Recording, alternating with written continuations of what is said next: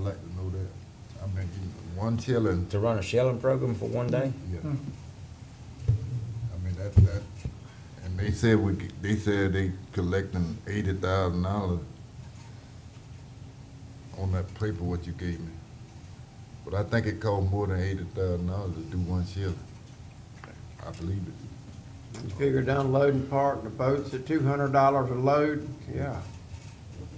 But, you know,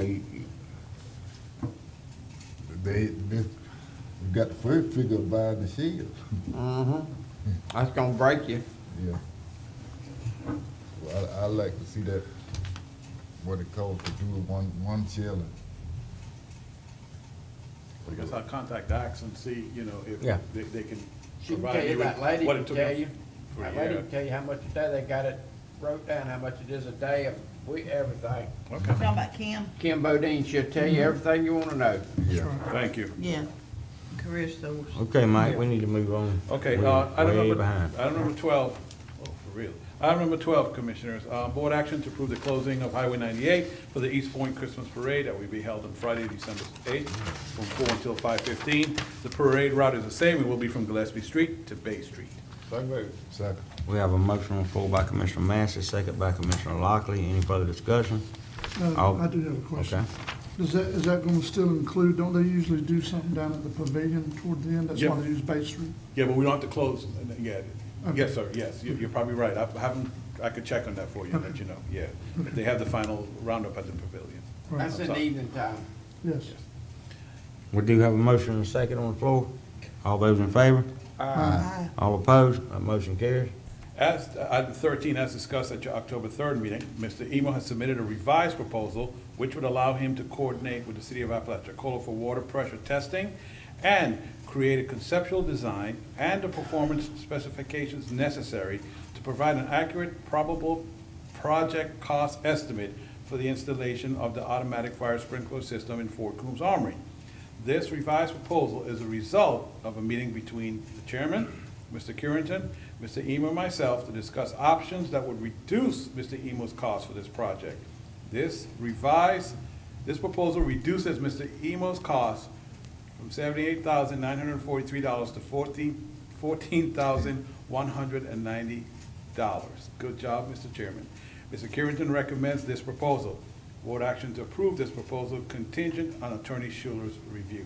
I will say this, and here, first question, how did that happen? Well, basically what we're doing is shipping, we're changing the engineering cost. Mr. Emo is going to do all the engineering, and then the bidders will have to match his engineering. So. He'll create the specs, and then the bidders will do their own engineering. So after aggressive conversation from the chairman with Mr. Emo, Mr. Emo decided that, well, if the bidders do their own engineering, the bids will be a little higher, but it would reduce the overall cost of the project, and here we are. And as Michael talks about aggressive meeting with, I reiterate the comments of this board as to how they were tired of, feel like they're being stuck. Yep. And if we couldn't do something about this issue, we're gonna come up with another architect. So that was basically the plain language that was put out there. As a result, it went from 78 to 14. So I just wanna make the board aware that, including Commissioner Massey's comment, that Mr. Emo was aware of that. The board was getting very frustrated. So we'll move on, Mike. I didn't. Oh, we need a proposal, we need Yes, a, so- Yeah, the attorney has not had a chance to see it, we just got it on Friday afternoon. So moved. Second. we have a motion on the floor by Commissioner Sanders, second by Commissioner Lockley. Any further discussion? All those in favor? Aye. All opposed? That motion carries. I swear this should be the last time I'm talking about the Armory and sprinkler system. As discussed earlier, the State Fire Marshal has required that the county install a fire sprinkler system in the Fort Coombs Armory. Until that installation is completed and other items are addressed, no one is allowed on the stairs leading up to the balcony or on the second floor balcony level of the Armory. The county installed a gate at the bottom of the stairs months ago to restrict this area from anyone renting the Armory using upstairs. But I was recently informed that some of the renters have allowed their guests, including children, to climb over the gate and access the stairs and the balcony level. In order to comply with the state's fire marshal requirements for continued use of the Armory, I've installed taller gates higher up on the stairwell, will add signage, and I'm requesting board action to approve a policy restricting anyone from the stairs and balcony for anyone planning to use the armory from today forward. Attorney Schuler prepared the final draft of this policy, board action. Basically, anyone that actually has it rented right now for future use, and anyone that comes in the door, they'll have to sign this policy acknowledging they're not allowed to go upstairs, and if they do, they're gonna lose their cleanup deposit, and with the our fire watch, which is usually someone from Parks and Rec, if they can't get them down, we will stop the event right then and there. So move. That's the only way I can Keep it going. keep it going. We have a motion on the floor by Commissioner Lockley, second by Commissioner Jones. Any further discussion? All those in favor? Aye. All opposed? That motion carries. Inform the board that the 7th annual Running for the Bay event will be held on Sunday, October 22nd. Based on the TDC website, other events happening that weekend are the Panhandle Players, the Murder at Gibson Inn, which will run from October 20th to the 22nd, and the Carabel Lighthouse Association Lantern Fest on Saturday, October 21st. A copy of the certificate of liability has been provided to the finance office and Attorney Schuler.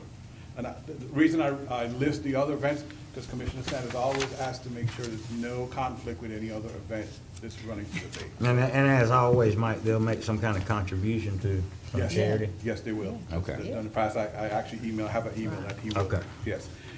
There are no questions on that. Item 16, inform the board that I, along with Mr. Eric Lovestrand, will attend the University of Florida's Engagement Initiative. That's this Friday, October 20th in Mariana.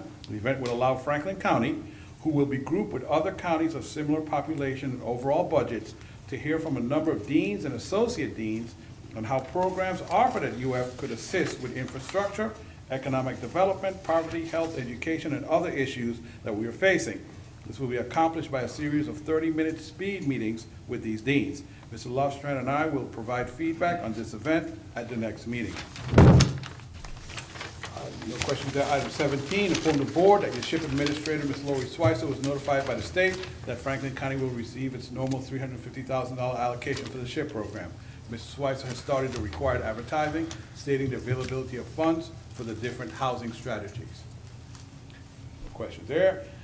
My final item, which is not on the packet version, it's on the written version, inform the board that the Gulf Consortium ESA team is asking that all comments and supplemental materials regarding the pre-draft state expenditure plan, also known as the SEP, is received by October 20th prior to the November Gulf Consortium meeting. Comments may pertain to narrative description, scope of work, adjustments to budget or milestones, additional partners or funding opportunities, project breakdown, in sequencing model B, whatever that is, location map, or project pictures. And Commissioner Sanders can explain that if needed. And that is my report.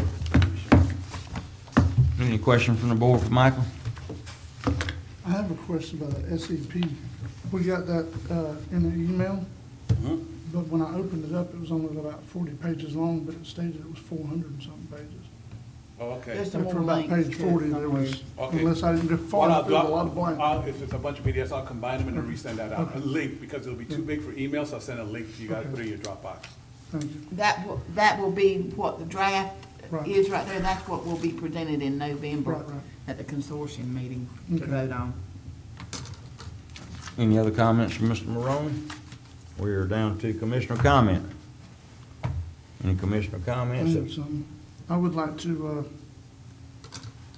from the Commission on Public Consent, the Sheriff's Department, we had an issue over the weekend on the island. It was behind 300 Ocean Mile where apparently a dead shark had washed up close to the shore. But the way the shore was, it wouldn't wash back out. It was too far in. Talked to him, Mr. Fonda Davis, and talked to Charlie Wood, FWC, trying to see who might could do something about it. Sheriff's Department took a truck. Thank goodness they now have trucks. And Sergeant Ham and Lieutenant Webb went and got the shark off the beach and disposed of it properly. I just want to publicly acknowledge that their help and their helping us get through that matter. Any other commissioner comment? Public comment? Meeting adjourned.